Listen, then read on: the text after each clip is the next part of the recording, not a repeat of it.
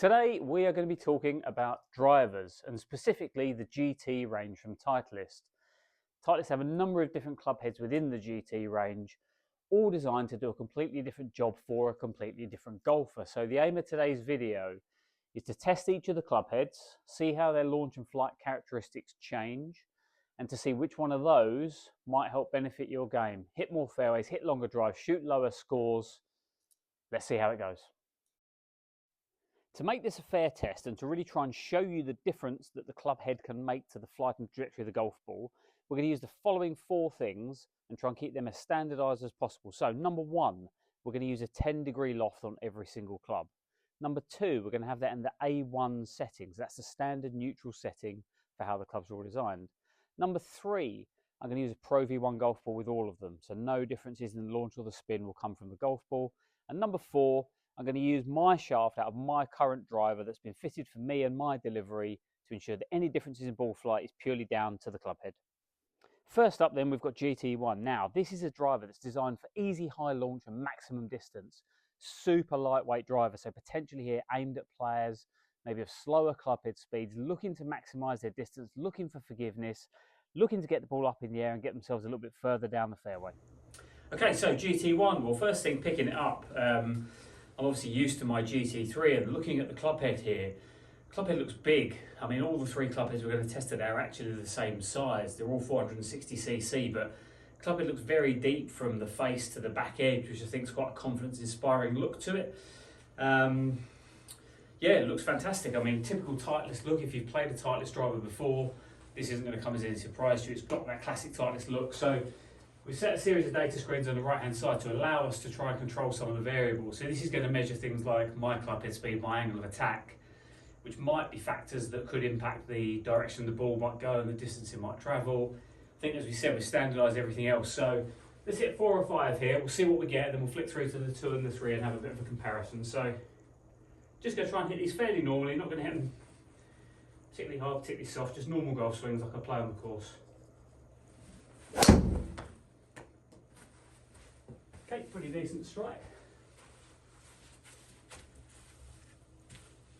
So looking at the data there, club head speed just around 100, fairly normal I'd say for me, without trying to go at it. Spin rate 4,000 is quite high. Total height, or apex height, excuse me, 127 feet would be a lot higher than I'm used to seeing, so that would sort of be the driver doing what Titleist is saying it might. Well, I'll hit that a long way up the toe, it'd be interesting to see how that goes. Yeah, way up the right as I'd expect. Again, for a toe strike there, you normally might see that spin rate number if the toe comes down, and it has come down from before, but at 3,400, that would still be quite a lot of spin. Again, height 135 feet, that's pretty high. Let's just go 2 or 3 more, just so we can get a nice fair representation of swings in there. Again, not a great strike, I don't think. Again, around that 100 miles an hour club head speed, so pretty consistent with that. 268 total. Spin rate again over 3,000, pretty high for me. As you'll learn to see in a minute, apex there at 110 feet. Pretty decent drive in the fairway though, so we wouldn't worry too much there. Let's just get 1 more, and then we'll move into the 2.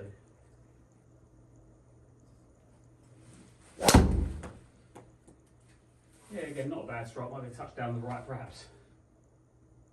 Yeah, it's a similar club head speed. Spin again, higher than I'm expecting.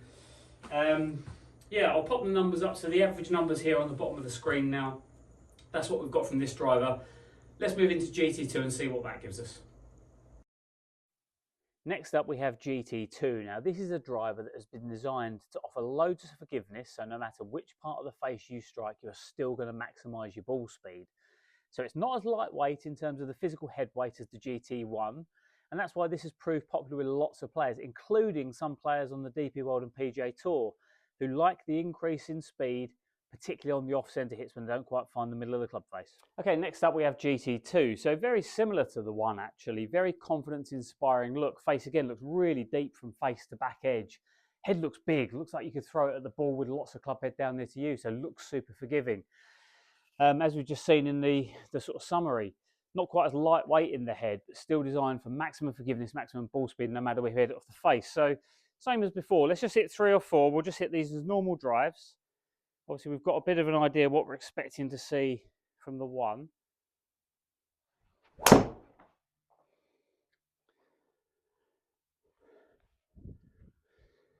Okay. Again, fairly similar speed, fairly similar angle of attack. Club face just a little bit open, which is why it's a touch down the right there.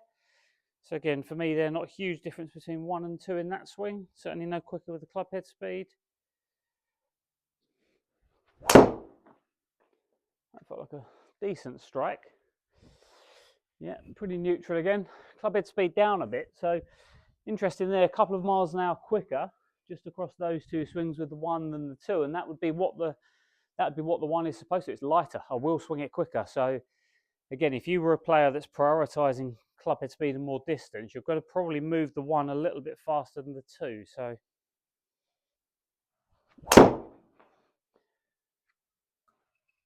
again, pretty decent strike there, I think, all in all. Yeah, club head speed similar. Spin under 3,000, which is probably more like where we're looking to get. 250 carry, 268 total. You know, you play that drive every time. Got to say, club head looks super forgiving behind the golf ball. Really nice to see the sort of club head there and the depth of the head.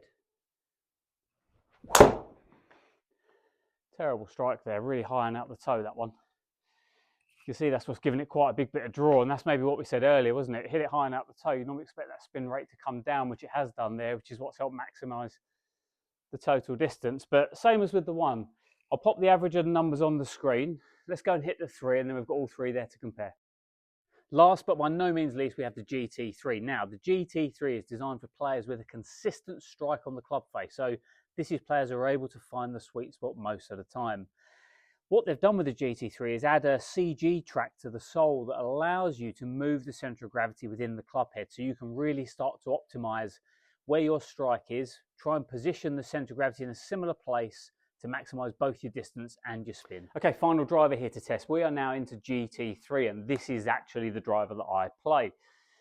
First thing I'd say in terms of the look, face is very deep from top to bottom, and the club is nowhere near as deep from the face to the back edge. So looking at it there, from the club face to the back edge, the club's much shallower this way. Ultimately, what that does is it moves the centre of gravity further forward in the club head to help reduce the spin. Now, I mentioned it a couple of times with the other 2. Spin rate's a lot higher than I'm used to seeing. 2,000 to 2,500 would be my normal here, and we're well over 3,000, pushing 4,000 sometimes. So exactly the same test. Let's get 3 or 4 of these.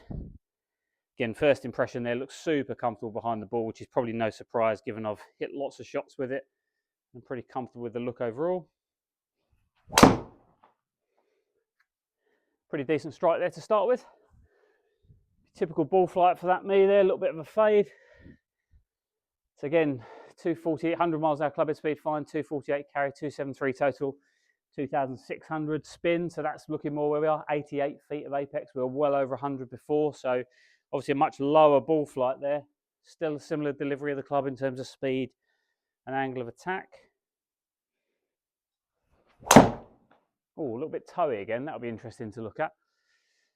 Yeah, so spin rate there has got low, as we can see, because I've towed it. 100 miles an hour club head speed still, so not too bad there. Run out a long way. Height was a little bit lower because of that spin rate being down. All things you'd expect. Okay, let's go 2 more. Yeah, pretty good strike again. Might be a smidge down the right, maybe. Okay, slightly quicker swing there, to be fair. Must be getting loose. So longest carry of the day, 252, which is good. 283 total. Again, height's much lower, so you can definitely see how the spin rate profile of each club, despite loft and ball and all the other factors being the same, it's changing here as we move into the 3. Now, push that a little bit up the right again, I think, which is typical for me. But again, yeah, look at the spin. I mean, probably borderline too low there, if I'm being honest. Maybe not maximising carry, but in terms of total distance, way further down the fairway, despite the swing only being a mile or so an hour quicker. So again, same thing. I'll pop those averages on the screen for the 3. Let's then put them side by side and we'll have a little comparison and discuss what the changes within the ball flight are, despite the fact that the only variable is the head.